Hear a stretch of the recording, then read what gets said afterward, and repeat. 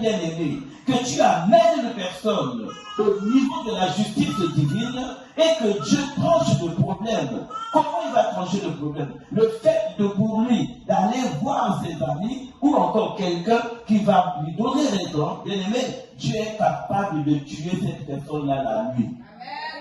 Et le matin, tu viens pour que tu vas faire la justice, notamment la vie à Koufi. Ok, d'accord. Alléluia. Alléluia. Alléluia. Et cette femme, malgré qu'elle n'avait pas d'argent, cette femme, malgré qu'elle n'avait pas un poteau quelque part, et cette femme, comme elle ne comptait pas à l'homme, mais elle comptait à Dieu, parce qu'elle se disait que j'ai raison, on me donnera raison. Et puisque ce juge ne veut pas m'écouter, je vais l'importuner jusqu'au jour où il me donnera la réponse. Alléluia. C'est une parabole que Jésus adresse à tout le monde. Et cette parabole, Jésus adresse cela à toi ce matin.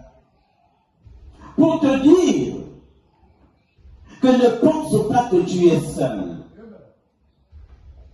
La persévérance dans la prière t'amènera à recevoir, bien-aimé, ce dont tu as besoin de la part de Dieu. Et pourquoi cette femme avait persévéré? Tout simplement parce qu'elle voulait juste recevoir la réponse par rapport à cette préoccupation. Alléluia. Bien-aimés, nous ne recevons pas de réponse parce que nous demandons beaucoup à Dieu. Et de fois, nous sommes embrouillés.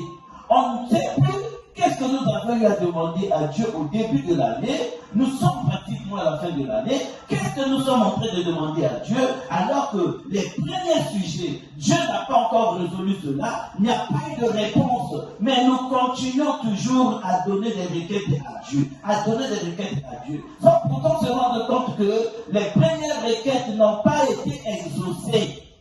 Alléluia. Bien-aimés, allons pas à pas. Si tu as un sujet phare, mais reste là, en train d'importuner Dieu, de dire à Dieu, Seigneur, tant que je n'aurai pas de réponse, je ne lâcherai pas. Quelqu'un comprend?